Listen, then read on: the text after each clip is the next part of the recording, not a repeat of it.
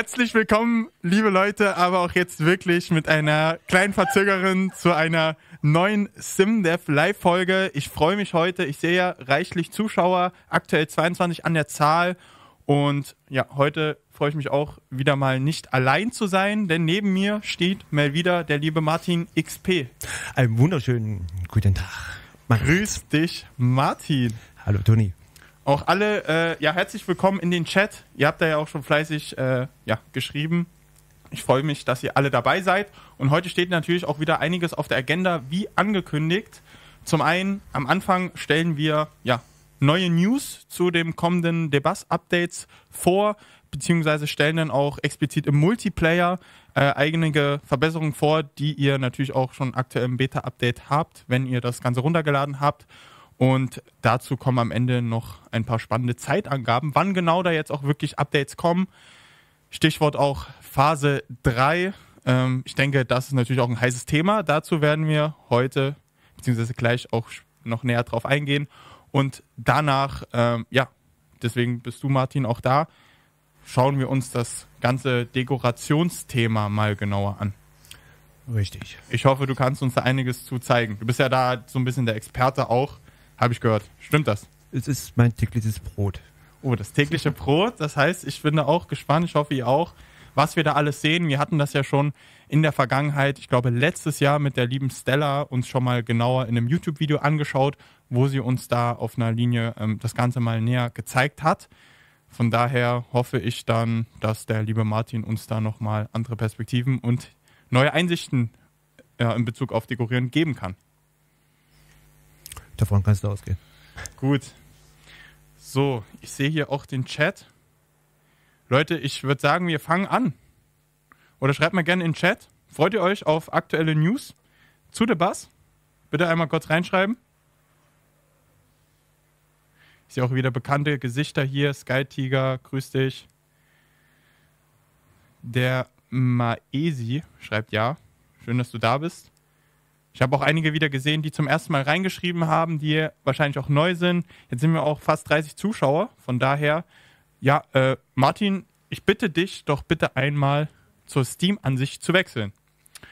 Und jetzt für alle, die ich weiß nicht, ob es die erste, zweite oder dritte Folge war, wo wir auch in der SimDev Live mal über Multiplayer schon ausführlich gesprochen haben, als das Ganze neu in der Alpha erschienen ist. Da habt ihr diese Ansicht auch gesehen. Da haben wir nochmal im Detail vorgestellt, wie ihr eben den Multiplayer nutzen könnt und wie ihr damals eigene Server hosten konntet. Und das Ganze wollen wir in einer kürzeren Version heute nochmal vorstellen, denn mit dem letzten Beta-Update beziehungsweise dem aktuellen, haben unsere Programmierer alles dafür getan, dass das Ganze jetzt nun viel einfacher ist. Vor allem im Hinblick auf Portweiterleitung etc. Von daher würde ich sagen, wir starten jetzt mal hier rein. Und wie ihr wisst, wenn ihr, also Thema jetzt eigenen Server hosten, damit möchte ich anfangen. Wenn ihr einen eigenen Server hosten wollt, wisst ihr ja bereits, dann braucht ihr den Dedicated Server, den seht ihr hier. Müsst euch den vorher einmal runterladen. Da ganz wichtig, falls euch das Ganze nicht angezeigt wird, dann bitte, weil es von standardmäßig ist hier der Haken bei Werkzeuge raus, dann seht ihr, verschwindet das Ganze. Da müsst ihr dann nochmal, müsst ihr das Ganze nochmal hier als Haken reinsetzen, dann kommt der hier auch. So, und wenn ihr jetzt euren eigenen Server hosten wollt, ist das Ganze jetzt viel, viel einfacher. Drückt ihr jetzt hier einmal auf Starten, dann öffnet sich hier die Konsole, klicke ich nochmal kurz weg und dann startet ihr ganz normal das Spiel. Wichtig ist, dadurch, dass die Neuerungen aktuell noch in der Beta sind, wir haben hier auch die Beta-Branch bzw. die Beta-Version runtergeladen. Das geht aktuell noch in der Beta. Später natürlich, wenn es released ist, dann auch mit der normalen Version. Aber für jetzt wichtig, ladet euch die Beta-Version runter und drückt da auch mal auf Starten. Und dann starten wir mal das ganze Spiel und schauen uns das gleich nochmal genauer an. Martin, bist du schon mit den Neuerungen vertraut? Hast du dir das Ganze schon mal angeschaut oder ist das für dich jetzt auch neu? Also in Sachen Dedicated Server, das ist für mich neu. Ich bin da gespannt, was da kommt. Okay. Der Enterblaster 2024, cooler Name. Gibt's neue Linien, fragt er. Martin, kannst du dazu was sagen? Ich glaube, du kannst nicht zu viel zu sagen, weil da steht vielleicht was an. Man weiß es nicht ganz genau. Fakt ist, wir können dazu jetzt nicht so neue Infos zu geben, aber ich sag mal eins, Martin, wir können sagen, die Leute können auf jeden Fall gespannt sein für die Zukunft. Genau. Ja, hast du gut beschrieben. Ja. So, gut Leute, also, wir sind jetzt hier im Game-Menü, wie ihr es auch kennt. Hier, wenn ihr die richtige Version habt, beziehungsweise ja, bei jeder Version, aber jetzt, wie gesagt, die Beta nehmen, geht hier auf Multiplayer. Und ja, dann sehe ich hier schon den Server. Ich hatte eigentlich die Server-Settings entfernt. Hat jetzt wahrscheinlich nicht so funktioniert. Jedenfalls, wenn ihr hier hinkommt, seht ihr wahrscheinlich, hier das ist unser interner Server, aber dann müsstet ihr hier keinen Server sehen. Wie wir es schon erklärt hatten, könnt ihr dann hier ganz normal Server hinzufügen mit Alt. Und wenn ihr jetzt euren eigenen Server hosten wollt, habt ihr ja davor den Dedicated Server gestartet. Und deswegen hat sich ja auch hier die Konsole geöffnet, die Server-Konsole. Und dann seht ihr hier unten die Server-ID. Hier steht hier, Server can be reached with the GUID. Und dann geht ihr hier einmal drauf, kopiert das Ganze mal, hier Rechtsklick, geht wieder raus und geht dann hier ganz einfach auf Server hinzufügen und fügt eure ID ein. Zack. Und dann habt ihr direkt den Server. Ah, hat doch funktioniert. Okay. Und dann wird euch das hier auch angezeigt, der Bus-Server. So, und dann ja, könnt ihr den Server ganz einfach joinen. Das machen wir jetzt auch mal. Rechtsklick. Und beziehungsweise einfach Server beitreten. Und dann möchte ich euch jetzt gerne mal zeigen, wie ihr euren Server dann auch ganz einfach mit einem Klick ja zur Public Server List hinzufügen könnt, denn die gibt es auch im neuen Update. Das ist einer der Main Features jetzt, die dazugekommen sind, die von euch gewünscht waren, denn das war anfangs, als wir angefangen haben, den Multiplayer zu entwickeln, auch nicht so auf unserer Agenda. Allerdings haben wir ja direkt erstmal eine Alpha rausgebracht, damit wir auch eben euer Feedback bekommen. Und da war ganz klar ersichtlich, ihr wollt eine Public Server List im Spiel haben. Das Ganze haben wir jetzt mit dem Beta-Update auch erfüllt. Und genau da möchten wir euch zeigen, wie ihr eben euren Server jetzt hosten könnt. Der ist jetzt gehostet. Wir sind jetzt hier auf unserem Server und wie ihr den dann jetzt ganz einfach auch ja, in die Public Server List hinzufügen könnt, dass da auch ganz einfach andere Spieler euch finden, euren Server finden können und joinen können. So, wir sind jetzt hier in der Zentrale. Und wenn wir jetzt unseren Server zur Public Server List hinzufügen wollen oder eben auch den Namen ändern wollen etc., dann müssen wir erstmal uns zum Owner machen. Weil wie ihr wisst, sind hier die Einstellungen für Mehrspieler, für euren Server, für den Admin. Und dann könnt ihr, beziehungsweise normalerweise, das ist hier schon eingestellt, steht dann hier, dass der Owner mehr Einstellungsrechte hat, wenn ihr das noch nicht eingestellt habt. Das heißt, bevor ihr was ändern wollt, müsst ihr euch erstmal zum Owner auf eurem eigenen Server machen. Und das geht, wenn ihr wiederum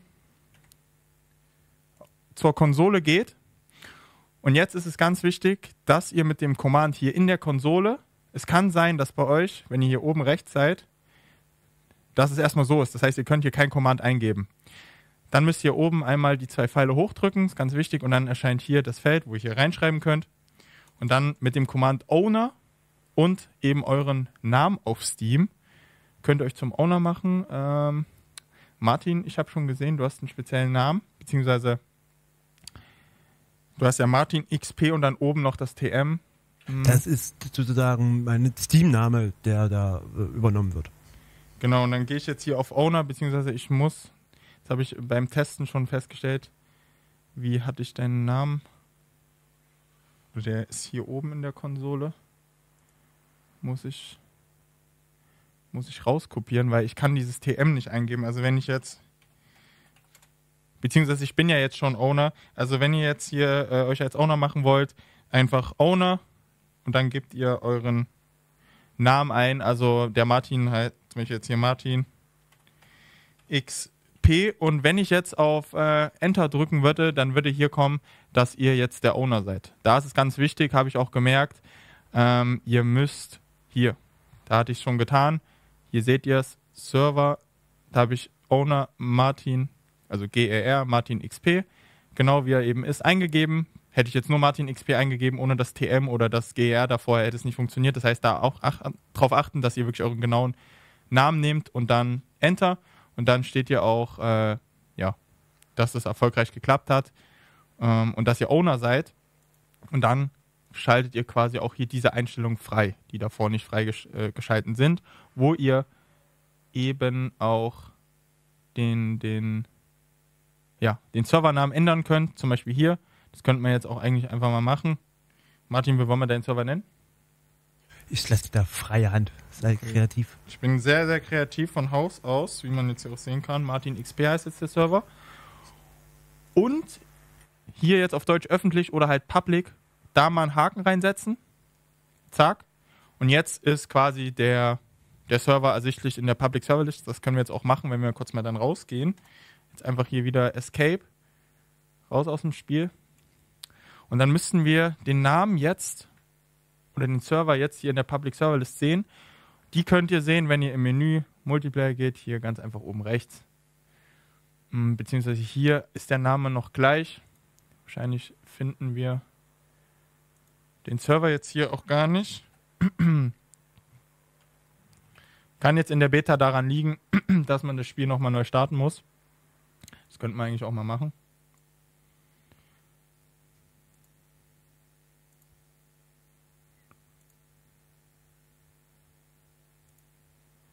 Kann sein, dass es sich da nochmal aktualisieren muss. Das war beim Testen auch so. Macht er einfach mal beides nochmal, also schließt er beides und öffnet es nochmal. Dann müsste es auch angezeigt werden.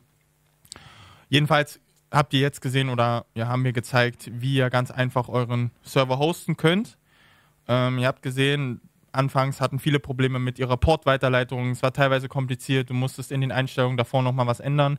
Jetzt kannst du ganz einfach oder könnt ihr euch den Dedicated Server runterladen, starten, das Spiel starten und einfach nur in der Konsole, wenn ihr den Command Owner und dann euren Steam-Namen eingebt, euch als Owner machen und dann eben im Menü, im Spiel direkt die Einstellungen treffen. Soll euer Server öffentlich gelistet sein in der Public Server List? Wie soll euer Servername sein? Unter welchem Namen sollen euch die Leute finden, etc. Von daher, denke ich, das ist jetzt an einem Punkt, wo es einfach jeder machen kann, der darauf Lust hat. Jetzt steht hier immer noch der Bass-Server. Hier muss eigentlich jetzt der geänderte Name stehen, Martin XP. Ich weiß jetzt nicht ganz genau, warum es jetzt nicht funktioniert.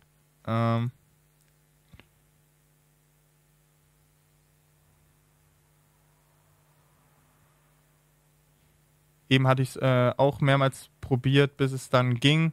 Jedenfalls, Leute, wenn ihr der Anleitung folgt, dann wird das Ganze auch funktionieren und öffentlich gelistet sein. Ihr seht ja hier auch jetzt schon mehrere Server, die öffentlich ersichtlich sind, denen wir jetzt theoretisch joinen könnten. Vielleicht sind ja hier einige auch im Stream, wo man die Server von euch sehen kann, hier joinen könnte.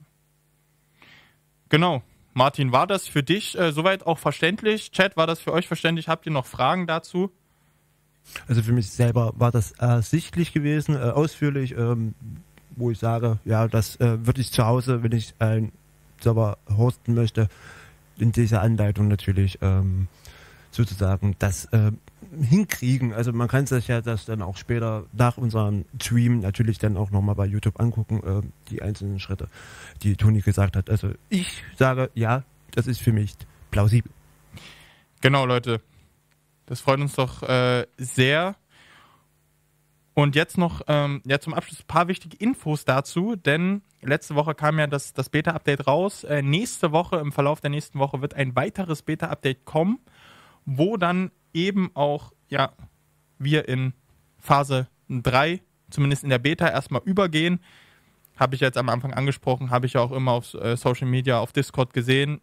Viele haben gefragt, ihr seid noch nicht in Phase 3 hinsichtlich Release. Wie wollt ihr das schaffen? Also wir werden jetzt mit dem nächsten Beta-Update da in Phase 3 gehen. Warum das noch ein neues Beta-Update? Vor allem, weil jetzt mit dem nächsten Beta-Update dann auch der Linux-Support da ist. Da freuen sich sicherlich auch einige, wurde ja auch angefragt, wann Linux Support da ist. Wird dann möglich sein im nächsten Beta-Update. Und diese Beta haben wir geplant, dann auch vollständig, also das Update zu releasen, vor Ostern am 16.04. Das haben wir so festgemacht, also da könnt ihr euch wirklich drauf freuen, dass das Ganze dann auch nicht nur in der Beta ist, sondern als normales Update erscheint. Janis schreibt hier schon mega. Ich hoffe, ihr freut euch. Ich weiß, einige haben drauf gewartet. Von daher freut es mich jetzt auch sehr, das Ganze hier anzukündigen. Ja. Habt ihr noch dazu Fragen? Gerne in den Chat schreiben. Ansonsten war es das hier zu den News erstmal zu The Buzz. Falls was jetzt im Nachhinein kommt, können wir da ja auch gerne nochmal drauf eingehen. Immer vielleicht im Chat schreiben. Brian, grüß dich. Brian1611 fragt, wie schaut es mit Mod-Support aus für Bus-Mods? Also grundsätzlich, Martin, das kannst du jetzt ja auch nicht beantworten als Grafiker. Da fehlt uns jetzt der Programmierer.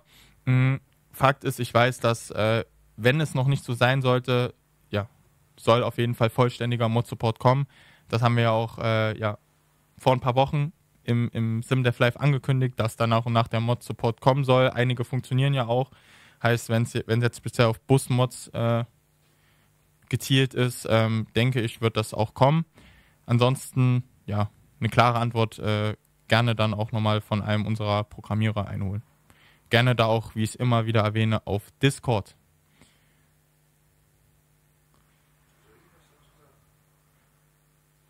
Oh ja, ich höre jetzt hier aus der Regie. Tom, kann gezielt was zu sagen? So, wunderschönen guten Tag. Ich wollte ja sagen, guten Abend, liebe Leute, aber es ist ja noch gar nicht so weit. Ich sehe, dass ja die Sonne scheint noch vor uns hin. Ja, Thema Bus-Support, liebe Leute, der steht bei uns aber mit drauf, aber etwas nach hinten verschoben. Der Grund ist einfach, dass wir jetzt sagen, in der Phase 3 kommt hinzu Optimierung. Das heißt, ihr wisst ja selber, die Framerate ist nicht so stabil, wie sich das einige wünschen. Wir haben ins oberste Regal gegriffen, haben uns Spezialisten organisiert, die uns da jetzt unterstützen werden. Ab nächsten Monat geht das los. Und die haben, ihre Hauptagenda ist, wir optimieren jetzt den Bass, damit der Bass auch sehr flüssig läuft vor einem Multiplayer. Und auch hinsichtlich, wenn es dann auf die Konsole kommen soll, brauchen wir ja eine optimierte, gute Version. Und da werden wir in erster Linie dran arbeiten. Sobald die Zeit es dann erlaubt, wo wir sagen, okay, wir kommen sehr gut vorwärts, werden wir uns dann an das Thema Busmodding setzen, sowie natürlich auch, was fehlt, es sind ja noch die KI-Busse. Die sind aber auch schon mit dabei, da wird jetzt auch schon mal dran geschraubt, dass die jetzt mit reinkommen.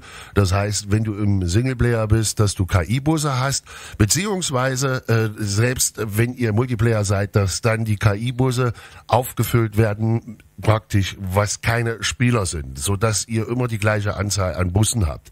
Thema Busse habe ich auch gerade im Chat gelesen.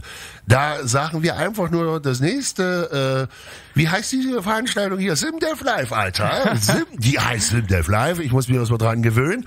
Wird genau dieses Thema beleuchten. Wir werden aber nicht sagen, mit welchem Bus, aber da kommt ein Bus um die Ecke. Das können wir auf jeden Fall sagen, den euch dann Toni hier vorstellen wird mit all seinen Features und das, was er kann. Das heißt, schon mal jetzt in den Kalender reinmeißeln, liebe Leute. In 14 Tagen, selbe Stelle, selbe Uhrzeit, wird der nächste Bus für euch hier vorgestellt.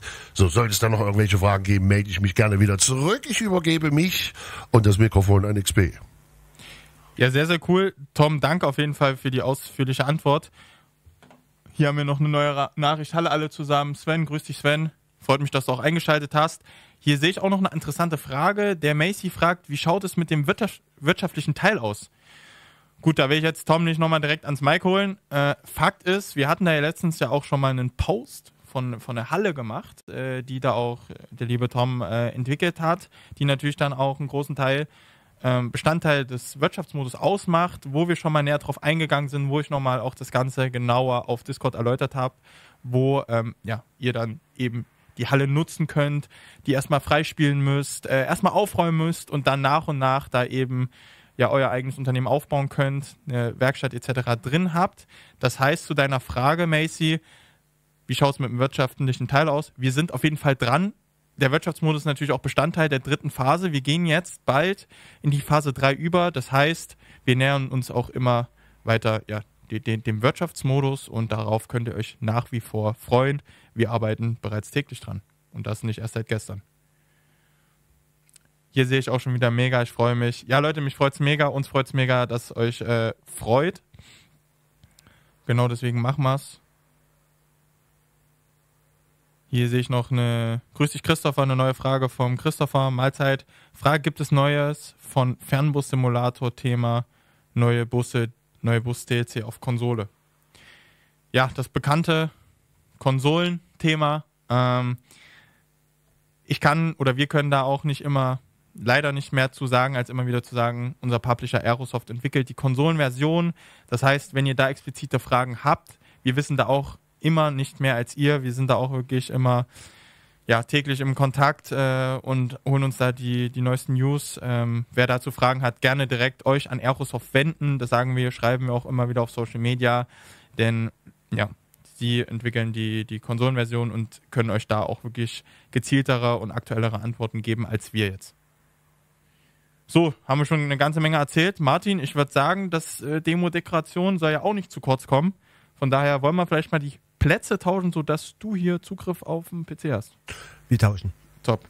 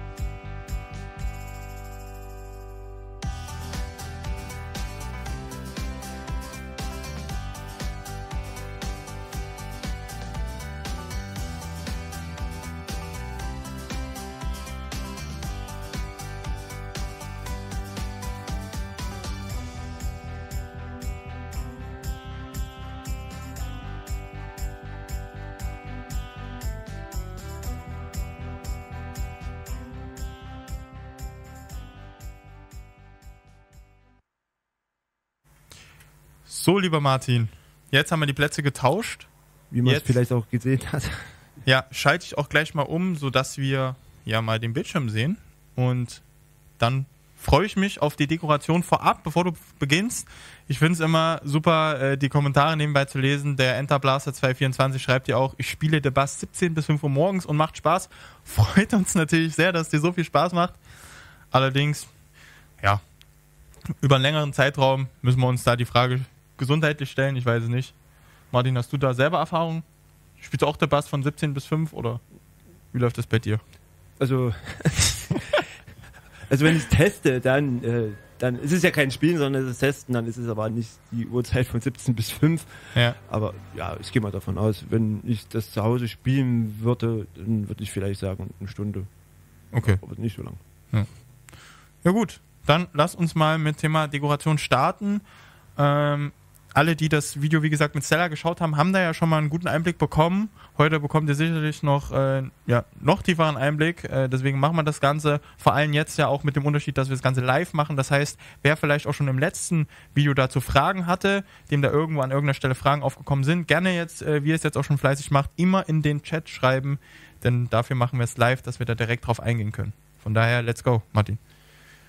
Jo, also wir sind hier in The Bus unterwegs. Also ich bin jetzt gerade hier in The Bus in einer Verbindungsstrecke sozusagen, die dann auch rauskommt. Und wie man gerade sieht, ist hier gerade nicht so viel dekoriert. Das mache ich jetzt gerade. Also das ist ja meine Aufgabe hier bei TML, die ganze Dekorationsgeschichte zu machen. Und ja, da habe ich natürlich auch das Modding Center im Anschlag. Andere Modder werden es natürlich auch kennen und auch nutzen. Und zur jeweiligen Dekoration natürlich auch die Punkte, wie das auch in Berlin richtig aussieht, benutze ich halt auch die Karteninformation, um zu sehen, wie es da halt in der Gegend, wo ich mich jetzt gerade befinde, aussieht. Und das kann ich hier gerne zeigen. Nee, das war das Falsche. Ich habe ja was vorbereitet. Also ich befinde mich jetzt hier gerade in der Ristorante Roma. Genau, also man sieht ja, hier sind die Tische. Ja. Hier stehen Tische, hier stehen Palmen, Fahrräder und Lampen. Mhm. Also zur Info nochmal, sorry, dass ich Ja, reingrätsche. alles gut. Ist ja offensichtlich, wir sehen hier gerade auf Google Maps ist das, oder? Wo ist das? Oder Street View? Wie nennt sich das? Ich benutze, also es gibt Google Earth, also Genau. Google Maps, und ich benutze jetzt auch mal die Apple-Karten. Die Ja. benutze ich für mich selber als Benutzer. Also man kann verschiedene Sachen benutzen. Also die meisten benutzen halt Google Earth oder Google Maps. Ja. Genau, und was ich sagen wollte, oder du unter anderem, Martin, und unsere ganzen lieben Grafiker, um das Ganze so realistisch wie möglich zu machen, 1:1 nachzubauen, gehen wir dann natürlich eben immer auf zum Beispiel Street View, Google Maps, wie wir es jetzt hier auch sehen, um uns ganz genau anzuschauen, wie die Linien, die Straßen in echt dann auch wirklich dekoriert sind, um das Ganze dann eben auch 1:1 nachzustellen. Und genau deswegen benutzen da auch unsere Grafiker diese Programme. Das haben wir natürlich auch schon gesehen im letzten Video mit der lieben Stella. Und jetzt sind wir hier auch an einer bestimmten Stelle, die eben gerade Bestandteil von der Linie ist, von der Verbindungslinie, die Martin dekoriert. Genau, das wollte ich nur nochmal erwähnen. Ganz genau. Das ist auf jeden Fall jetzt also es gibt verschiedene Kartenmaterialien, die ja halt auch nicht aktuell sind oder auch älter. Also da wird muss man halt gucken, wo man den Mittelmaß findet, wo man sagt, okay, bei den einen ist schon die Baustelle weg, bei den einen ist eine Baustelle oder bei den einen ist ein Gebäude eingerüstet oder nicht. Ja.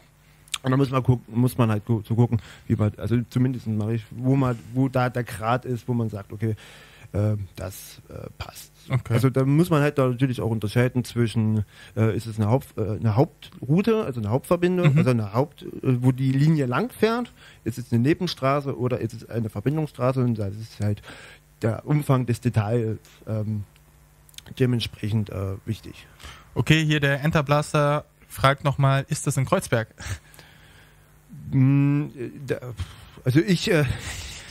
Also primär gucke ich, wo wir unterwegs sind, wo da gebaut wird oder ich dekorieren soll, und ich gehe mal davon aus, wir befinden uns in Berlin. Also ich glaube, das leuchtet ein, dass wir Gut, wir können es ja mal so festhalten, wir wollen bewusst jetzt nicht sagen, ob das in Kreuzberg ist oder nicht. Da das ja eine Verbindungslinie ist, und würden wir das jetzt sagen, könntet ihr ja vielleicht schon erahnen, welche Linie in Zukunft neu kommen wird. Deswegen können wir leider jetzt das nicht so genau beantworten. Also für die Leute, die jetzt neugierig sind, wo ich mich gerade befinde, also sieht man vielleicht an einem Straßenschild. Ja, stimmt. Also, genau.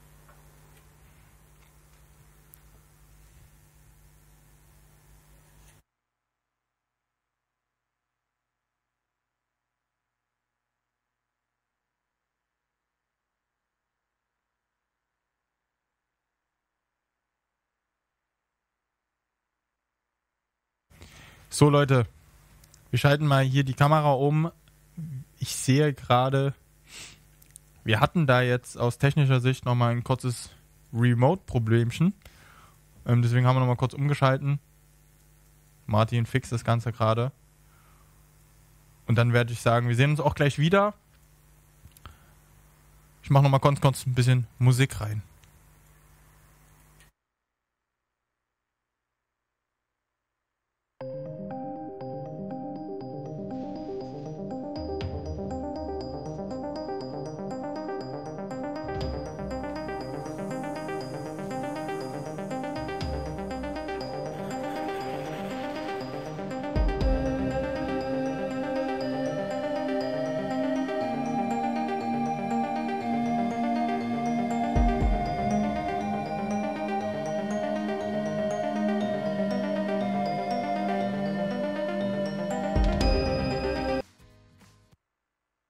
So Leute, uns hat hier anscheinend komplett die Verbindung rausgehauen. Der Martin versucht schon fleißig, das Ganze zu lösen. Für uns ist natürlich wieder eine Chance, ja, zu interagieren. Also würde ich sagen, ich gehe hier nochmal ein bisschen auf den Chat drauf ein. Ich scroll nochmal weiter hoch, denn ich bin mir sicher, bei den vielen Kommentaren haben wir vielleicht auch ein bisschen was vergessen. Ansonsten gerne reinschreiben, ob euch vielleicht auch schon Fragen aufgekommen sind zu den Themen, die wir genannt haben, zum kommenden The Bus Update oder eben zur Dekoration. Wir hatten, wie gesagt, ja schon ein Video gemacht. Ansonsten, sollte das Ganze auch bald wieder laufen. So, gehe ich jetzt hier mal durch.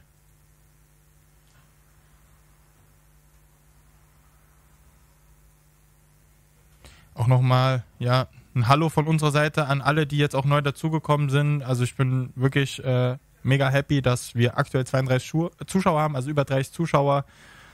Freut uns sehr, dass immer mehr Leute auch die Möglichkeit hier wahrnehmen, eben live in den Stream zu uns zu kommen, mit uns zu interagieren. Freut uns natürlich auch immer sehr, macht uns eine Menge Spaß, weil wir da ganz einfach sehr, sehr transparent sein können und eben genau auf eure Fragen drauf eingehen können. Sehen, was euch beschäftigt, was euch interessiert.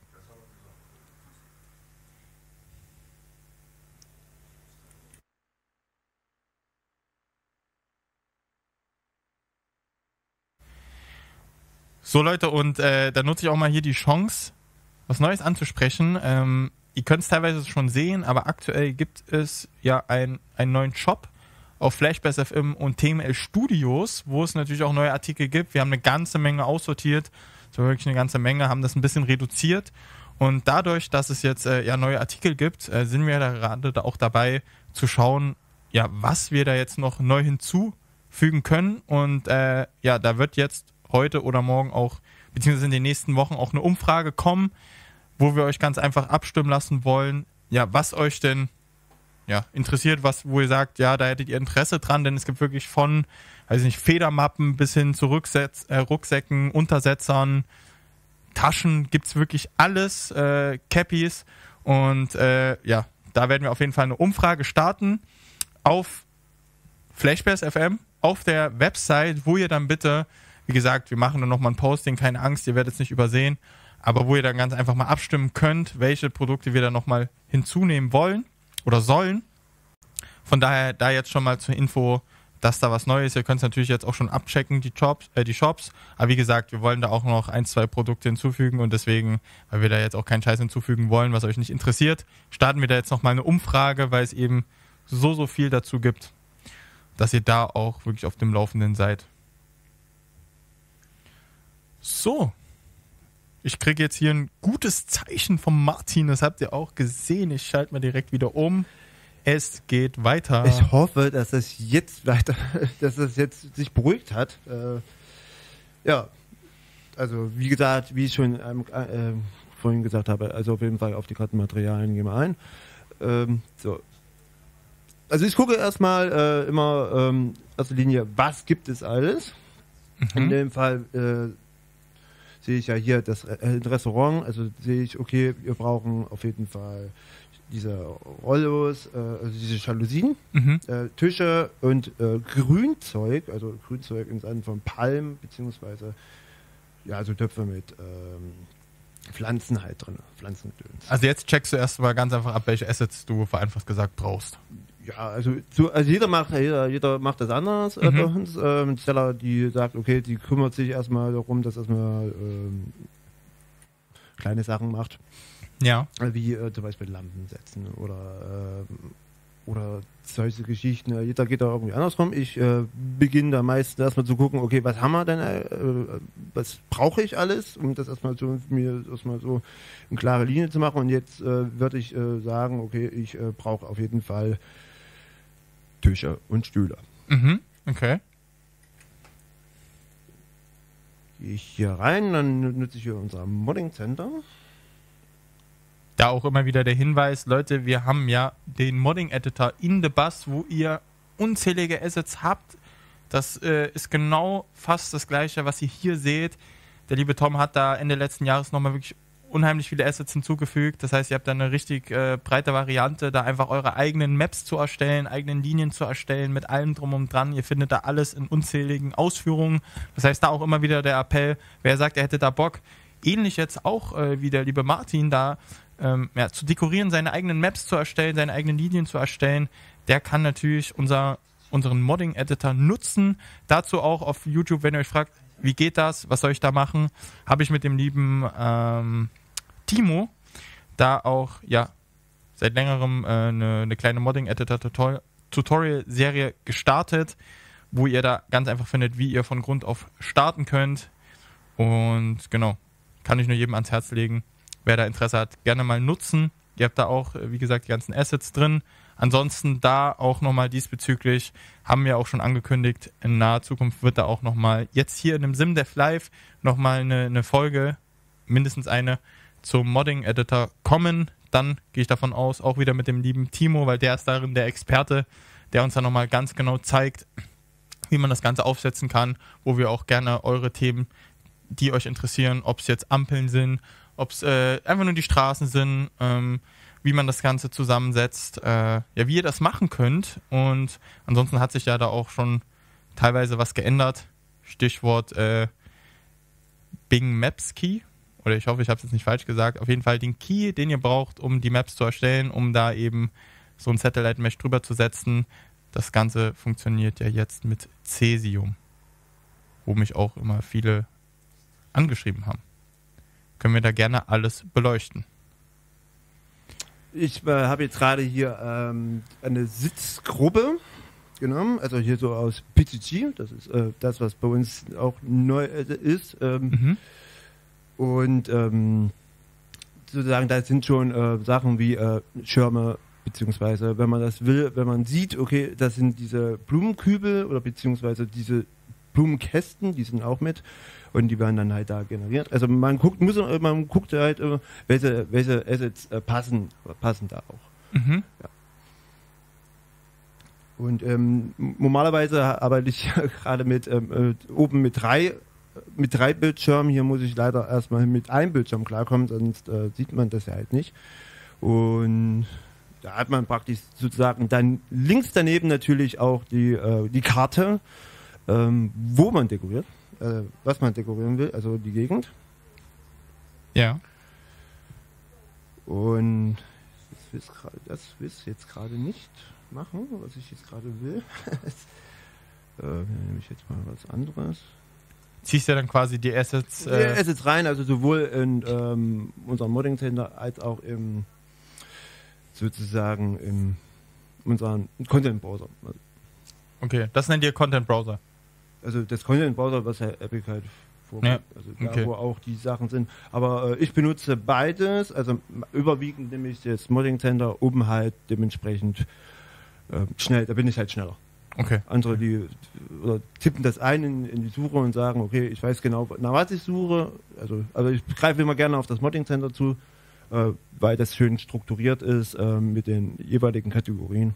Okay. So.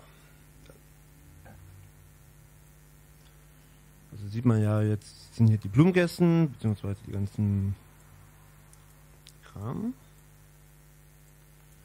Die ich mir jetzt, das ist alles klar. Was sieht man da rechts, wo du jetzt mit dem Mauszeiger bist? Was kann man da alles einstellen? Das sind die Details, sozusagen von den Assets, sozusagen, was man halt machen kann. Man kann einstellen, welche Typen von den Tischen oder von den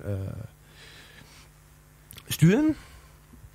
Okay. Beziehungsweise jetzt habe ich gerade die Flowerbox abgeschaltet, weil ich die jetzt gerade nicht brauche. Flowerbox, das wäre noch mit Pflanzen gewesen, oder? Das sind diese Blumenkübel. Ah, okay. Das heißt, ich habe jetzt nicht nur unzählige Assets, aus denen ich wählen kann, aus der Library, sondern ich kann dann auch nochmal das Asset im Detail verändern, eben in den Details. Genau, also es ist ja auch so, dass man sagen kann, okay, also es kommt darauf an, was es für ein Asset ist. Okay. Zum Beispiel einzustellen, das ist meistens, kenne ich das, die Leute bei den Gebäudetool, also bei den Gebäuden zum Beispiel ist das so, dann stellt man das halt auch ein. Ja. Genau, das hatte Erik uns ja, ich glaube, war das sogar die letzte Folge? Das war, glaube ich, Die vorletzte hat er uns Ja, das ja ganz genau beleuchtet, wo man eben auch nochmal speziell die Gebäude so ändern konnte, wie man eben will, auch vor allem, wenn man kein Standardgebäude, sondern eben spezielle Gebäude braucht. Es war auch sehr interessant, da konnte man quasi auch alles das machen, was einem im Sinn kommt. Richtig. Und da ist halt auch die Frage, wenn man was dekoriert, ist halt natürlich auch, ist auch schon Gebäude da. Also die Gebäude setzt sich natürlich auch, wenn zum Beispiel ein Gebiet praktisch schon Straßen gezogen sind, der Timo meistens das dann schon gemacht hat, dann setze ich auch als erstes, also um diese ganz kleinen Sachen zu dekorieren, erstmal die Gebäude. Um zu wissen, okay, wie sehen es aus? Und dann kann ich dann anfangen, zum Beispiel diese Tische zu setzen oder diese Jalousien oder die Geschichten. Okay. Also so ist die Abfolge. Ja, genau. Das hatten wir auch ja schon mal beleuchtet. Das hatten ich mit dem Timo sogar. Das ist fernab vom Dekorieren. Dekorieren ist ja mit so der letzte Schritt, würde ich mal sagen, mit einer der letzten Schritte, die man angeht. Genau, das ist der letzte Schritt. Da habe ich ja mal beleuchtet, wie das Ganze überhaupt, also auch interessant, da nochmal auf YouTube zu schauen. Das war eben im Modding Editor Tutorial in der Serie, wie ich da mit dem Timo durchgegangen bin.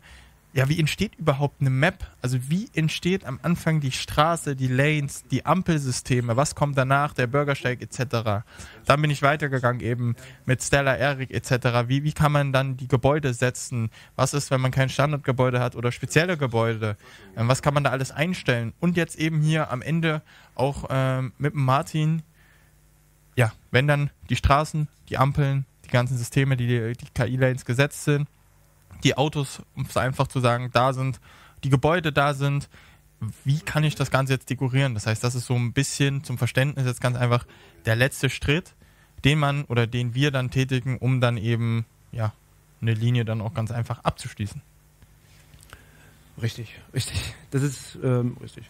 Ja, also ich beginne halt erstes, wie schon angehend gesagt, mit dem Gebäude und dann fange ich mit dem kleinen Kram an. Also es kann auch natürlich sein, dass man natürlich auch sagt, okay, man hilft den Leuten mit und sagt, ich baue die Gebäude, je nachdem. Also ich bin zum Beispiel derjenige, der gerne die Gebäude zieht. Okay, was heißt das genau, Gebäude ziehen? Also ziehen im Sinne von, ich ziehe hier die Gebäude rein durch, also ich baue die einzelnen generierten Gebäude halt. Okay. Und dann sage ich, okay, dann ziehe ich in den nächsten Punkt hin und ziehe da die Gebäude hoch und dann dekoriere ich halt mit. Also, ja. So, in dem Punkt fangen wir jetzt mit. Grüß dich CR7 Online 8777. Freut mich, dass du dabei bist. Zum ersten Mal auch gechattet.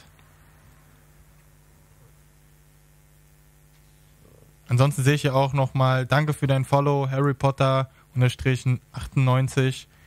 Schön, dass du auch dabei bist. Ja, Hallöchen und willkommen bei uns. TR7 fragt hier direkt mal, ist es mal geplant, dass man die Passagiere auch kontrollieren kann nach Fahrkarten?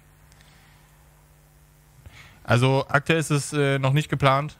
Wäre natürlich ein cooles Feature. Nur aktuell ist das jetzt nicht so die Priorität. Man muss natürlich dazu auch sagen, aktuell im Spiel sind die Passagiere auch sehr, sehr vorbildlich. Alle, die kein Ticket haben, die ziehen natürlich dann auch immer ein Ticket bei euch. Achso, sehe ich gerade. Ich wurde für die Dinger vorgewarnt, dass sie irgendwelche lustigen Sachen machen, aber anscheinend funktioniert. Also man muss halt immer gucken, was man da platziert.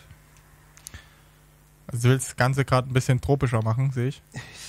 Tropischer, ja, aber eben, das ist halt es ist immer unterschiedlich in Kartenmaterial. Manchmal steht da einfach stehen Palmen da, manchmal stehen da halt normale Bäume. Okay. Da muss man halt auch immer gucken. Also in meinem Fall, ich habe das jetzt auf der anderen Bildschirm, was ihr jetzt nicht seht, da habe ich jetzt zum Beispiel Palmen. Ja. Also vielleicht sagen die, ja, wir machen einmal eine Palme und so. Also man muss halt gucken, wie es halt passt. Okay. Ja. Also Martin meint, was er eben uns gezeigt hatte, was man dann eben in echt aus der Street View Sicht sieht bei dem Pizzarestaurant. Ja, also entweder ist es halt sowas halt. Es steht gar nichts da oder Tische sind zusammengeklappt, zusammengeräumt. Also da muss man halt gucken, wie das läuft. Okay. Genau. Also das ist ja, wie gesagt, hier auch eine Verbindungsstraße. Das heißt, dieses Total ist halt ein bisschen weniger als wie jetzt zum Beispiel, man kennt zum Beispiel jetzt 142. Zum Beispiel, wenn man jetzt da vom was wir rausgebracht haben, da ist es auf jeden Fall Richtung Torstraße zum Beispiel, da muss es halt an den Haltestellen und so halt auch ein bisschen detaillierter aussehen. Ja. Bei der Verbindungsstraße, die man von einem Punkt zum anderen nutzen, da kann man halt auch dementsprechend halt ein bisschen, also darf nicht leer sein, sondern es muss halt auch schon ein paar Punkte zu sehen sein. Ja. Verstehe. Also natürlich auch jetzt in dem Fall hier die Tische und natürlich auch sieht man auch so ein bisschen auch Verkehrsschilder. Verkehrsschilder mache ich immer als ganz zum Schluss. Also ich fange immer einen Punkt an, ziehe erstmal wichtig da und dann diese ganzen Verkehrsschilder mache ich halt als letztes oder auch die ganzen Beleuchtungen und so macht es dann dunkel und ziehe das da, gucke dann, ob das dann halt auch passt. Und auch setze auch die dementsprechenden Lampen halt auch dahin, wo sie halt auch da stehen. Okay. Also und gucke auch, dass es halt auch nicht zu dunkel ist. Ja, okay. Vielleicht auch nochmal eine Frage von meiner Seite aus. Dadurch, dass, wie gesagt, ihr im Modding-Editor ja eine ähnliche Library habt mit den ganzen Assets, jetzt mal eine Frage an dich, Martin, weil du ja tagtäglich, hast ja gesagt, dein täglich Brot damit arbeitest. Hast du eine Empfehlung, wie man sich am besten jetzt in der Library orientiert, wenn es da wirklich so viele Assets gibt? Ich meine, ist ja schon strukturiert aufgebaut, aber hast du da irgendwelche Tipps, wie man sich da wirklich zurechtfindet, wenn ich jetzt den Blumenkübel brauche, wenn ich jetzt, weiß nicht, die Terrasse brauche, wenn ich jetzt das brauche? Wie findest du dich da ganz einfach, kannst du ja mal sagen, zurecht? Also wie ich mich zurechtfinde, also ich erkundige mich ja immer ständig, es kommt ja immer bei uns aber auch neue Sachen mit rein und dann frage ich auch die Stella und sage, weil sie halt auch da ein bisschen länger da ist als ich und frage sie, was haben wir denn für Assets und dann orientiere ich mich halt auch daran und dann meistens im Floor, dann hat man halt, weiß man so einen groben, wo das alles ist, aber ich sage mal, es ist schwer zu sagen. Also ganz einfach, wenn man es mal jetzt plump sagen will, die Erfahrung macht es dann, umso mehr man damit arbeitet. Also man muss sich, also ich habe in der Anfangszeit auch erstmal gucken müssen, wo das halt ist. Okay. Grüß dich, Feinde-Kid. Grüße zurück. Bekanntes Gesicht. Freut mich, dass du auch schon wieder eingeschaltet hast.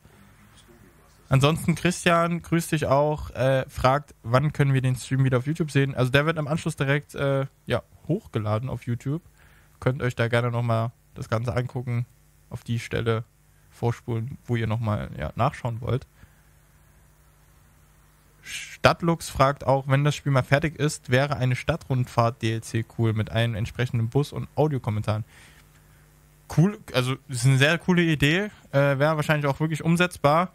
Das müssen wir mal im Kopf behalten, aber macht ja auf jeden Fall Sinn.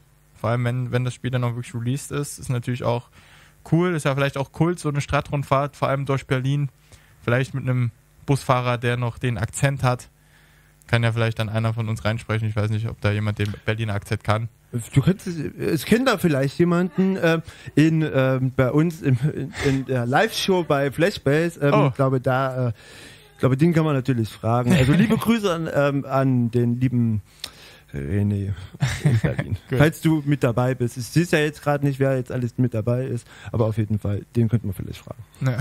Das kriegen wir hin. So. Schön gesagt, Feindeke. Also ich wollte jetzt auch nochmal im Punkt in Sachen Beleuchtung, weil ich ja gerade gesagt habe, mit Setzen einer Lampe. Ja. Also ich sehe jetzt gerade hier ist eine doppelte Lampe. Die suche ich gerade. Ist halt ein bisschen eingeschränkt hier. Ne? Also ich nehme jetzt erstmal irgendeine, sondern ich nehme erstmal die hier. Ja, die passt so ungefähr. So, auf jeden Fall habe ich sie platziert, da in ungefähr, ich gucke, wo sie ungefähr passt. Also ich denke mal, hier passt sie auf jeden Fall schön rein.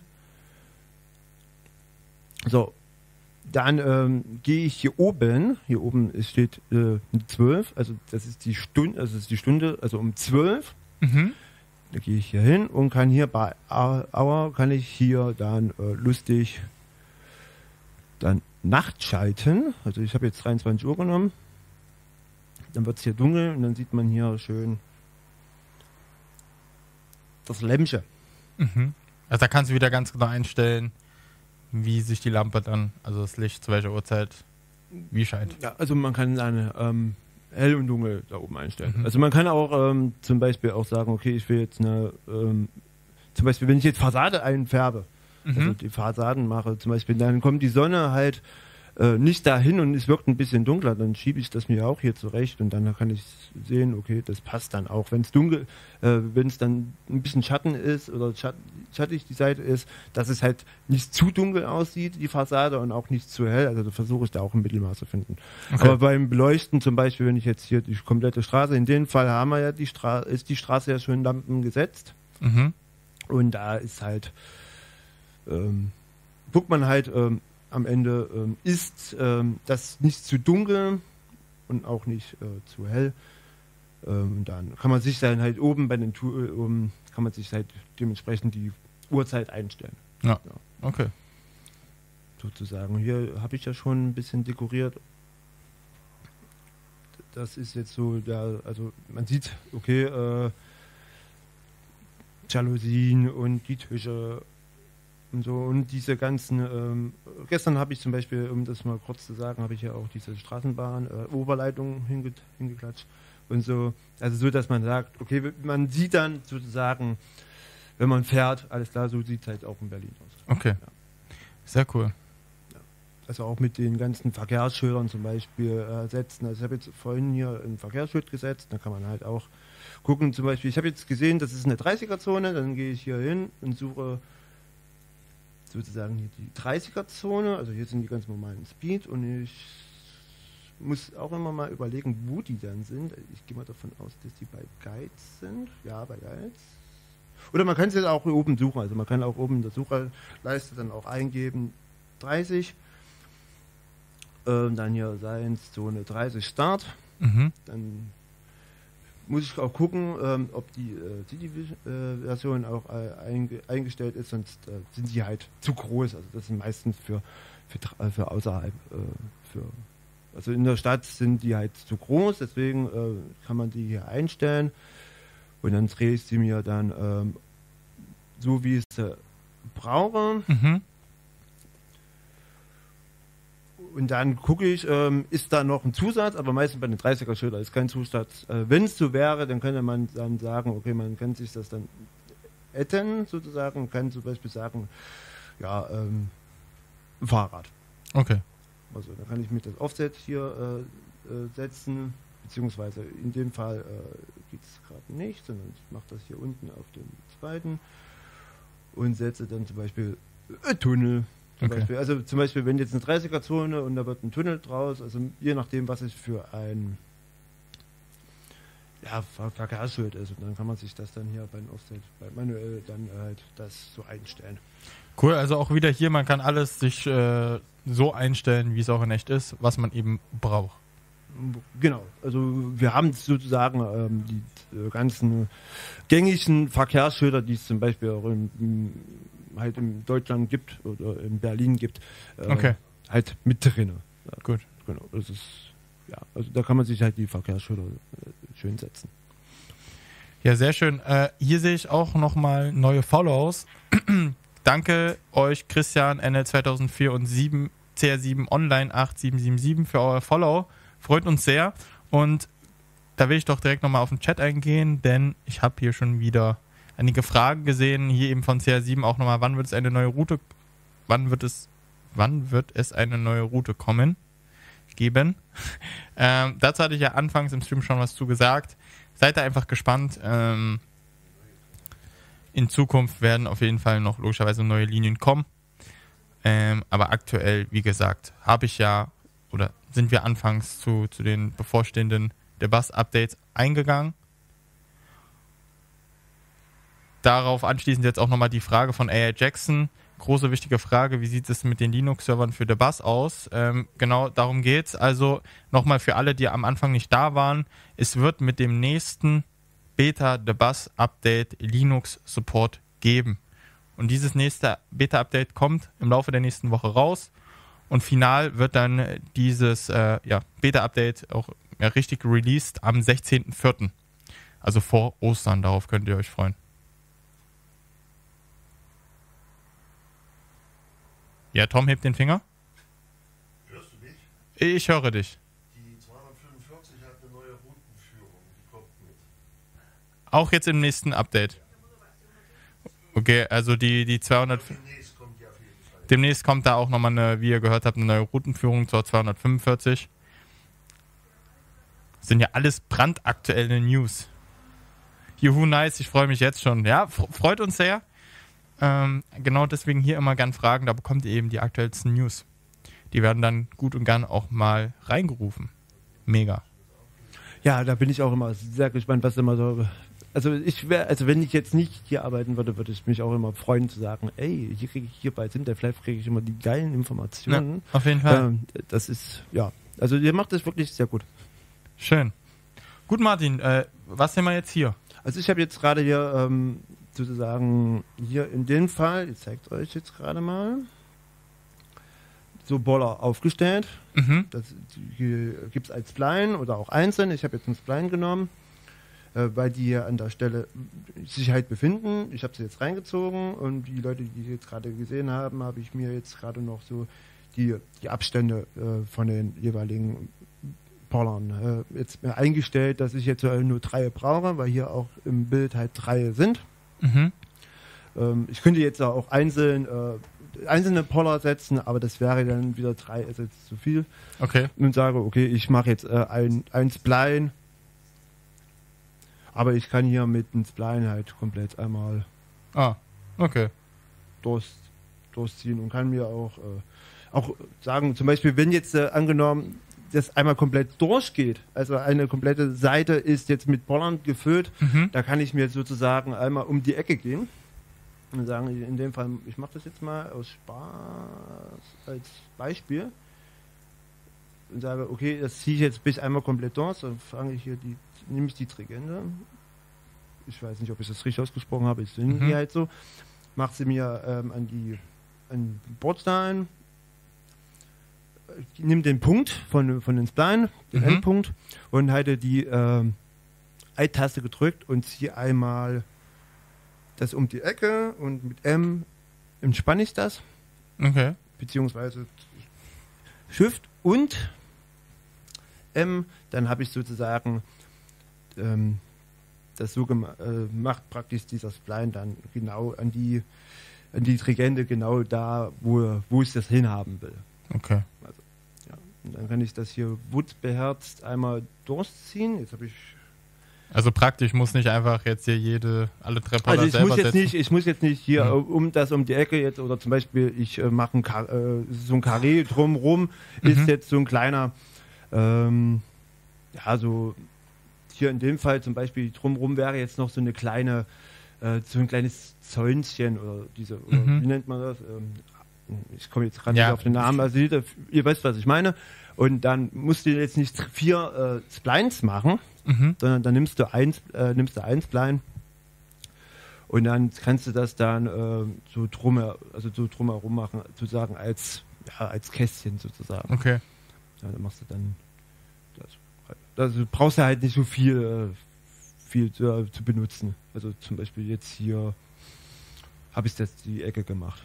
Okay. Das könntest dann auf der anderen Seite dann auch machen. Das gleiche Prinzip. Nimm den Spline und zieh den dann halt um die Ecke. Cool. Ja, also da kommt man, hat man halt die Kniffe, kriegt man dann raus, wenn man sich dann halt damit beschäftigt. Zu sagen, okay, aber für die Leute, die das jetzt nicht gewusst haben und sagen, ich habe jetzt die ganze Zeit immer die ganzen Splines immer neu reingezogen, so könnt ihr die sozusagen mit mit Alt gedrückt, weil wenn ich jetzt das Alt nicht drücke, sieht man, er macht jetzt hier einen Bogen. Deswegen noch wichtig zu sagen, dass ich hier, wenn ich das bewege, die Trigende, dass ich halt das Alt gedrückt lasse und dann kann ich mir das sozusagen um die Ecke machen. Okay. Und kann das halt mit M entspannen. Jetzt habe ich das entspannt, jetzt macht er den Bogen. Wenn ich aber Shift und I drücke, dann ist das da sozusagen in der Form, wie ich passt sich das halt der Linie an. Ja, interessant, also so kann man das Ganze auch wirklich dann effizienter machen. Macht ja auch Sinn, weil sonst würde man ja Jahre brauchen gefühlt, um da Linien zu erstellen. Von daher sind diese Tools sehr, sehr hilfreich. Erinnert mich persönlich ein bisschen an alle, die Modding Editor Tutorials auch mit dem Timo geschaut haben, da auch dran. Da konnte man ja genau das auch mit den Trigenten oder ich weiß nicht genau, wie es heißt, den Splines. Ich nenne die jetzt einfach so. Tangenten. Diese, genau, macht Sinn, ja. Tangenten hatte ich in Mathe, stimmt. Aber ich nenne das so einfach so. Ja, kann man das ja dann auch vereinfachen, aber, genau. Ich weiß, was gemeint ist, die Jungs wissen auch, was gemeint ist und auf jeden Fall gibt es auch noch einen Punkt, zum Beispiel, ich sehe zum Beispiel so ein Parkplatz, Schild zum Beispiel und die sind zum Beispiel an so einem, oder eine Mülltonne, gutes Beispiel, eine Mülltonne zum Beispiel, wenn ihr seht, hier ist eine Mülltonne an einem Verkehrsschild, so habe ich das gerade ausgemacht. Dann kann man das natürlich auch an diese dementsprechende Lampe dran attachen. Ja. Und zwar nehme ich mir jetzt einen Mülleimer.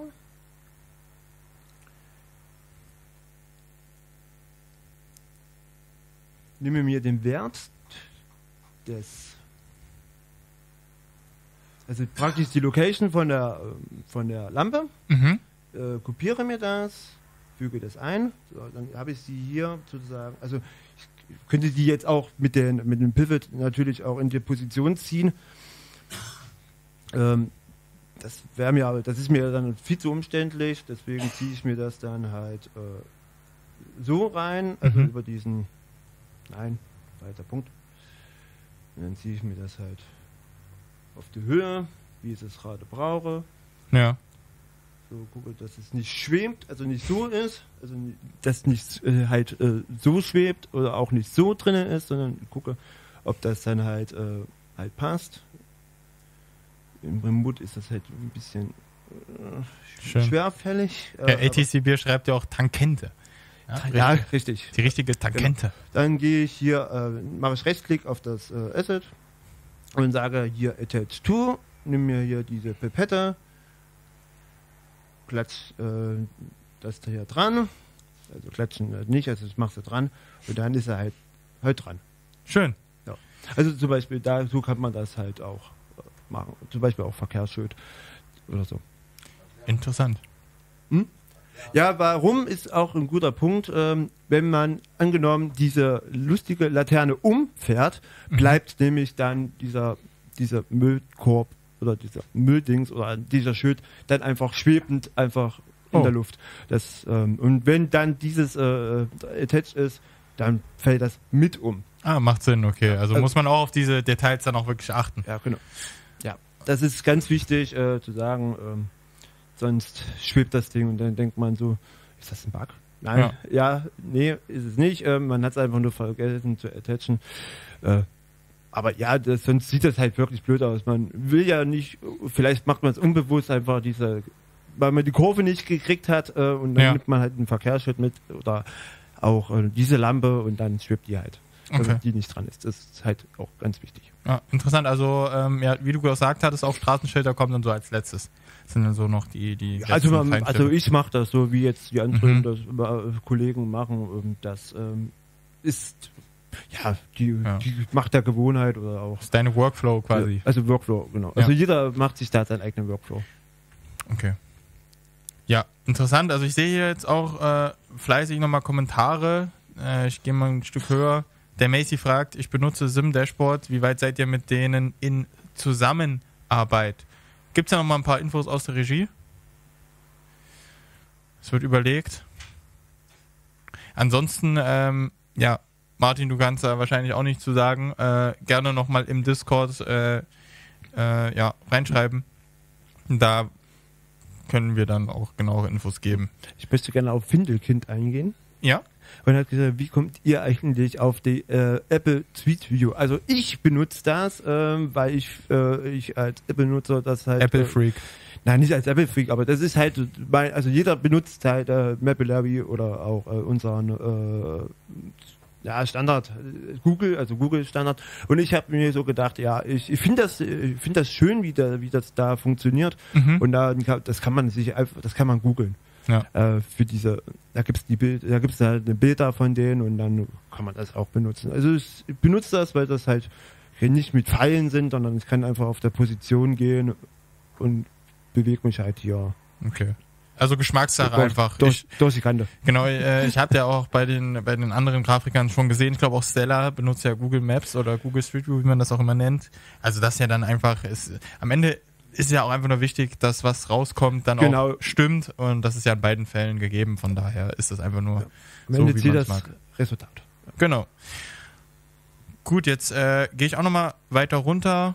Genau, der Macy bitte nochmal einfach im Discord schreiben oder gerne direkt ein Ticket erstellen, dass du da nochmal eine genaue Antwort kriegst.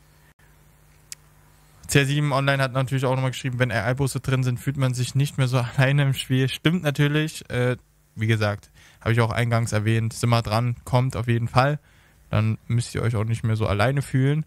Aber wenn du dich bisher alleine fühlst, gerne Multiplayer spielen, da bist du dann eben nicht ganz so alleine, auch wenn da noch nicht die KI-Busse drin sind, aber das wäre vielleicht aktuell noch die beste Möglichkeit.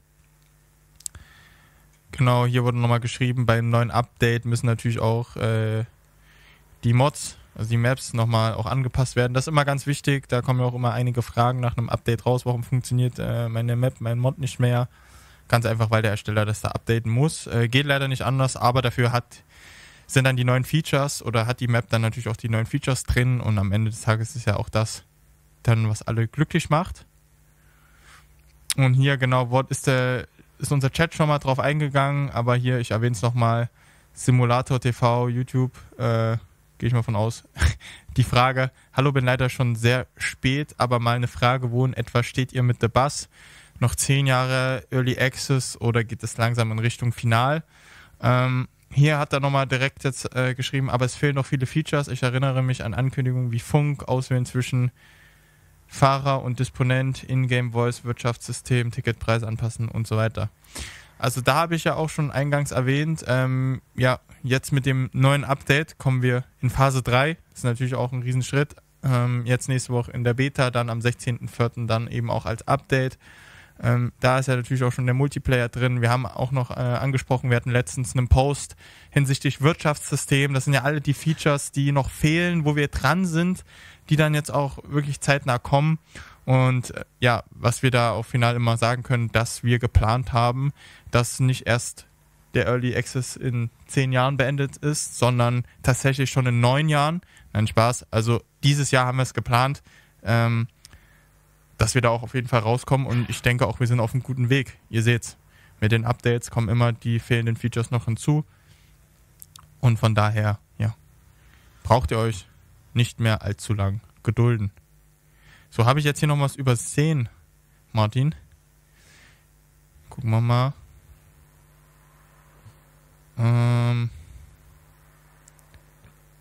Also auf den ersten Blick nicht. Feinde-Kind, schau nur, ich habe gar keine Möglichkeit bei Beta-Maps für Street View. Das habe ich, glaube da bin ich da? Nee, bin ich nicht. Okay. Gut. Ja. Ist das noch Alpha oder schon Beta? Meinst du jetzt genau Multiplayer?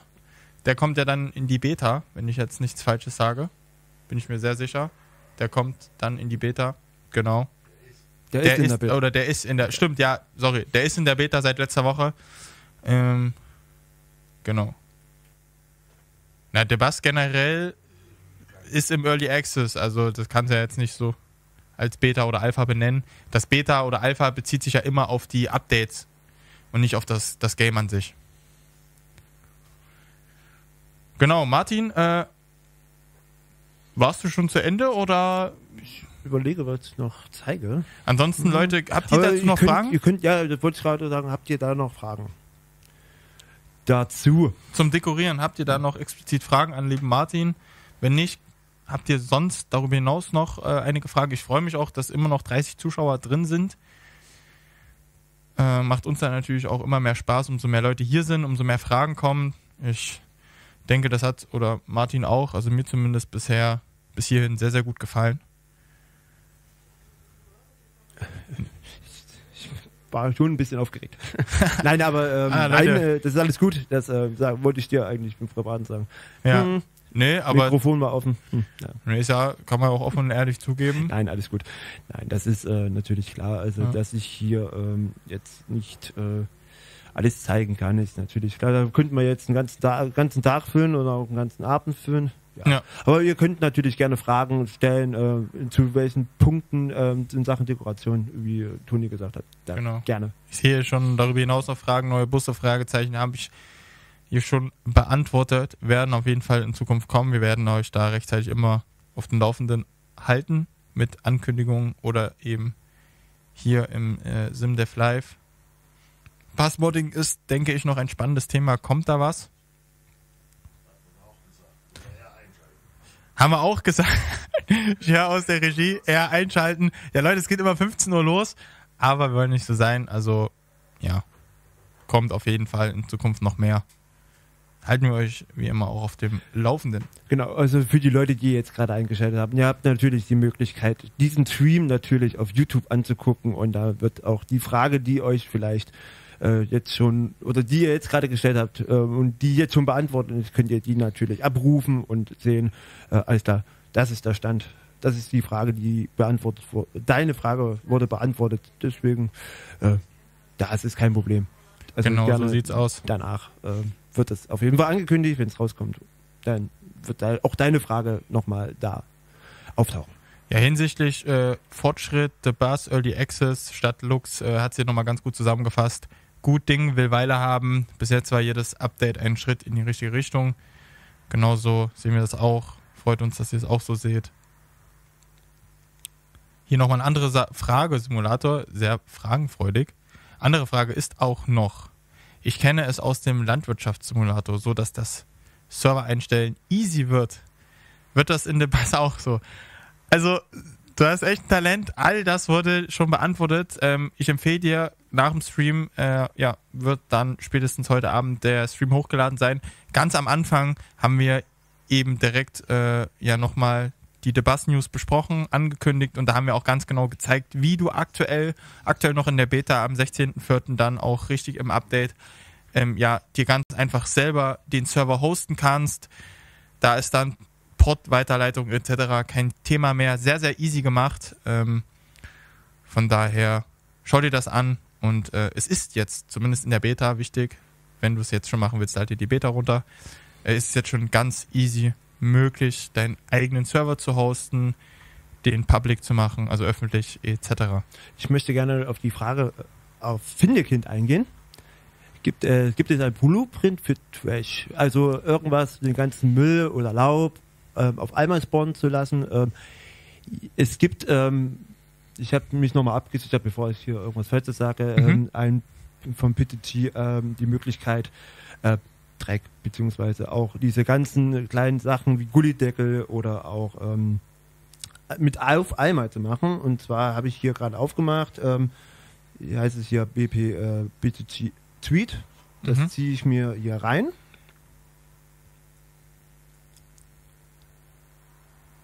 Warte. Und es kommt nichts. Kommt nicht? Also, das ist, wir haben die 5.4 und da ist das, wahrscheinlich haben wir es noch nicht angegriffen. Also, im Grunde genommen würde jetzt in dem Fall praktisch reingezogen, praktisch die Gullideckel beziehungsweise Manhole und auch dementsprechend Schmutz oder Laub oder Geschichte dann hier auftauchen und dann muss man nicht sozusagen einzeln irgendwie mit Blueprints irgendwie das füllen. Also das ist möglich mit diesen Dingen. Ja, sehr interessant. Was funktioniert. Zum Beispiel das hatten wir noch gar nicht. Genau auf die neuen Infos hatte ich mich auch heute gefreut. Hier Simulator TV schreibt nochmal, hab viele Fragen, ich weiß. Nee, also ich finde es ja vorbildlich, weil du machst genau das, weswegen wir hier den Livestream machen. Deswegen, wenn jeder gerne so viele Fragen stellen würde wie der Simulator TV, dann würden wir uns natürlich umso mehr freuen. Deswegen ist das eher vorbildlich. Ja, also wenn es jetzt wenn es funktionieren würde, also dann würde es auf jeden Fall dann mit Schmutz und Laub und das dann auch funktionieren. Genau, da ist natürlich auch immer die Sache, die Version. Wir haben ja, wie gesagt, Die Version, ja. aktuell die Beta-Version und das Ganze funktioniert in der 5.4. 5.4 und Genau. ja, das ist aber normal, wenn dann die Wechsel auf eine Version kommt, dass es halt dementsprechend halt angepasst wird und das machen wir dann auch relativ zügig und dann ist es halt natürlich auch dementsprechend auch wieder funktionabel und das. Ja. Aber ihr habt es jetzt schon mal gesehen, es gibt diese Möglichkeit, das hier einfach reinzuziehen und dann generiert er das schön. Ihr könnt das dementsprechend halt auch skalieren auf die Größe. Und wenn dann dementsprechend halt Doppelsachen entstanden sind, beziehungsweise es klippt irgendwas durch, dann gibt es ja diesen Cut, den zieht ihr dann halt auch an die Position, wo ihr sagt, nee, das passt jetzt gerade wirklich gar nicht, dann könnt ihr das da reinziehen und dann rechnet er das einfach raus. Also Okay. er cuttet das weg. Aber ich kann es jetzt gerade in dem Augenblick gerade nicht zeigen, weil es ist, ja, Okay. geht gerade nicht. Aber das ist sozusagen, um das auszuschneiden, wenn halt irgendwas irgendwas nicht cool ist, wo man sagt, nee, das Ding brauche ich da nicht, weil das sieht irgendwie doof aus, dann kann man das da reinziehen und dann ist das weg. Okay. Sehr cool. Hier noch ein neuer Follow von Tommy Lund16. Danke und willkommen auch an dich. Danke für dein Follow. Der Simulator TV schreibt hier auch nochmal: Ich hoffe nur, dass die Anforderungen nicht noch höher werden, denn sonst kriegen viele PCs Probleme. Das ist natürlich eine berechtigte Frage. Das ist natürlich auch ein Thema, was bei uns immer wieder beleuchtet wird. Okay, welche Features bringen wir rein? Welche sind notwendig? Welche lassen wir raus? Oder wie bringen wir die Features rein, dass die Performance trotzdem mitmacht? Dass es natürlich mit einem, zeitgemäßen PC alles rund läuft. Dazu hatten wir aber auch, ich glaube, nicht vor allzu langer Zeit wirklich nochmal die Mindestanforderungen auf Steam eben aktualisiert. Das heißt, wenn ihr euch unsicher seid, wenn ihr vielleicht Performance-Probleme habt, schaut da gerne mal vorbei. Euer aktueller PC geht das mit den Mindestanforderungen einher. Wir haben natürlich dann auch nochmal höhere empfohlene Anforderungen. Das Ganze könnt ihr euch auf Steam anschauen. Die haben wir für The Bus zumindest auch wirklich aktualisiert. Und da seht ihr ganz genau, was da die Spezifikationen für euren PC sein sollten, damit das Ganze rund läuft. Aber wie gesagt, wir versuchen da natürlich immer einen guten Mittelweg zu finden, dass wir eben coole Features einbauen können, aber das Ganze dann auch nochmal performance-technisch mit einem zeitgemäßen PC alles auch läuft. Gut, also Martin, sind wir hinsichtlich Dekorationen? Sollte jetzt diesbezüglich keine weiteren Fragen kommen, denke ich mal, dass wir da auf jeden Fall das behandelt haben. Aber es wird bestimmt das ein oder andere Mal, gehe ich mal davon aus, langfristig vielleicht auch nochmal eine Simdelfly-Folge kommen. Ja, auf jeden Fall. Wo wir das nochmal beleuchten. Aber ich denke mal, für das Erste soll es erstmal gewesen sein. Falls nicht irgendwie jetzt eine Frage kommt. Ja, ändert sich ja auf jeden Fall auch immer alles. Deswegen. Aber ich sehe gerade, Findekind hat noch eine. Dann würde ich das gerne noch machen. Eine hätte ich noch.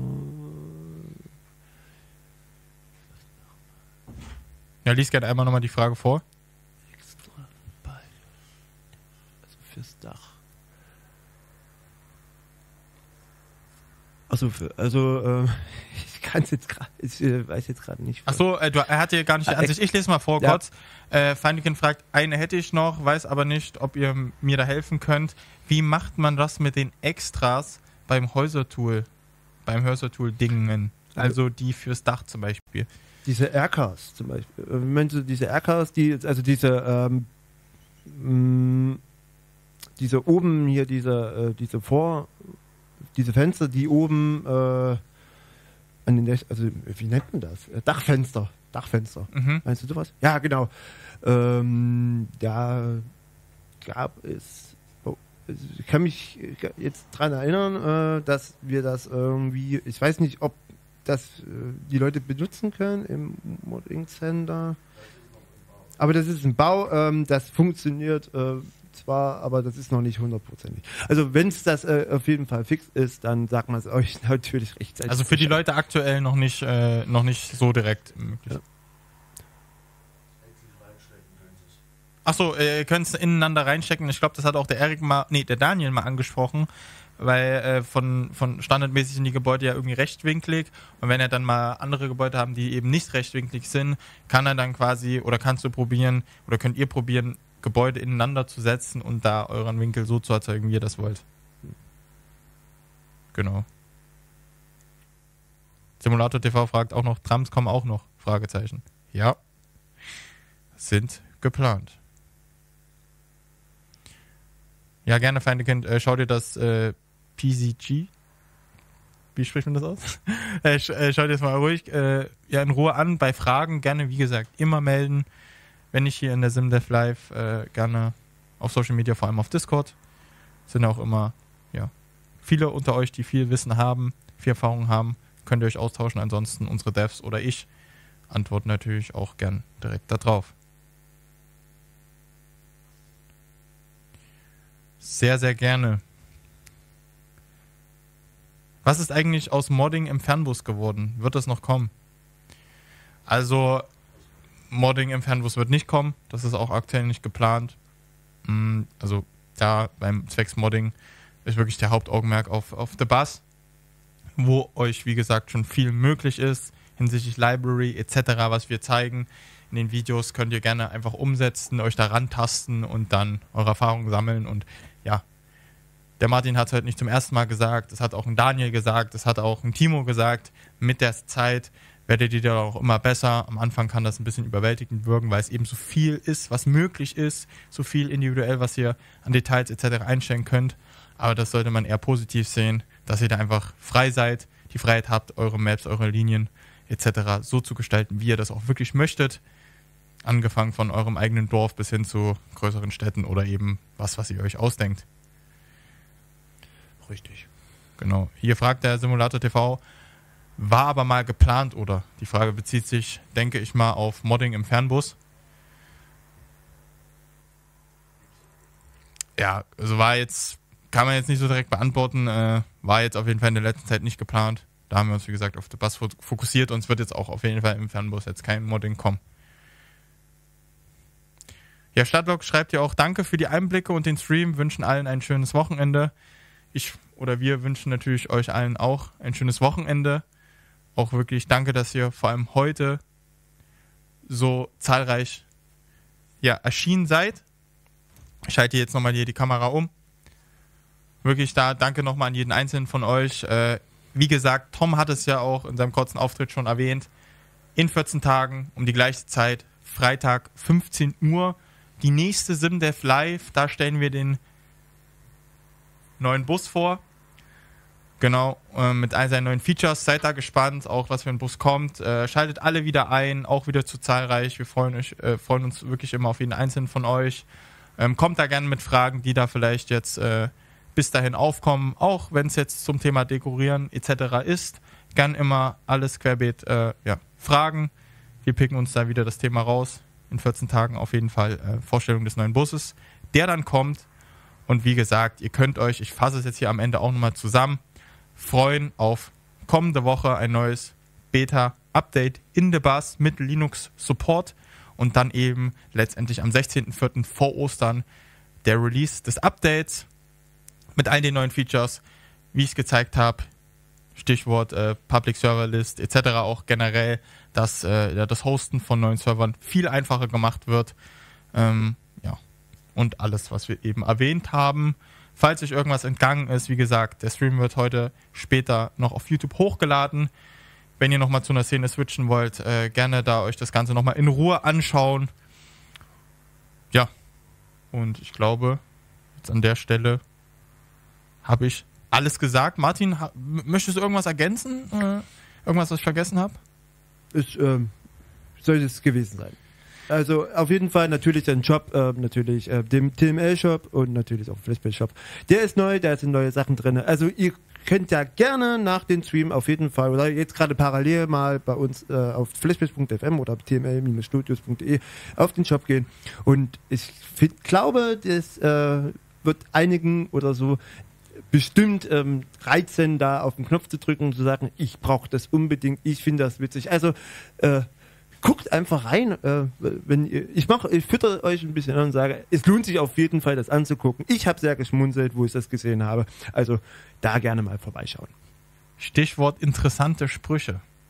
Mehr will ich dazu gar nicht sagen. Du hast das aber wirklich schön naja, gut. Nö, hast du nicht. War nicht so viel, oder? Nö, oder? Aber ihr, also auf jeden Fall guckt rein, ihr wisst, was wir meinen. Okay, jetzt haben wir sie alle verwirrt. Jetzt sind sie neugierig, das wollten wir erreichen. Von daher, ja. Vielen Dank fürs Einschalten. Wir freuen uns auf in 14 Tagen euch alle wieder zu sehen und euch mit neuen News zu füttern. Von daher euch allen auch nochmal hier an der Stelle. Und ich möchte gerne noch, viele sehen mich ja gerade mit den Flashbase FM Shows. Ja. Heute natürlich ab 19 Uhr wieder da. Die Bad Boys sind wieder da. Ab 19 Uhr hier natürlich auf den allbekannten Discord sag ich schon, Twitch-Kanal, also hier, wo wir jetzt gerade sind, der live machen, da auf jeden Fall wieder mit Tom und René und mit Special Gast, den Leon Acker. Sky Tiger, also auf jeden Fall unbedingt einschalten. Es lohnt sich immer wieder und natürlich sehen wir uns da bestimmt. Also, das war's von meiner Seite. Ich bedanke mich recht herzlich, dass ich wieder hier labern durfte. Danke, Toni. Danke auch für deine Zeit, Martin. Ohne dich wäre der Anblick nicht möglich gewesen. Und Simulator TV wurde geändert auf Tatütata. Die Bad Boys sind wieder da. Von daher, ja. Tom und René wieder am Mic nachher 19 Uhr. Könnt eigentlich direkt drin bleiben. Und dann freuen wir euch nachher und in 14 Tagen zu sehen. Von daher, wie gesagt, schönes Wochenende euch allen. Und dann sehen wir uns bald in aller Frische wieder. Tschüss, bis später.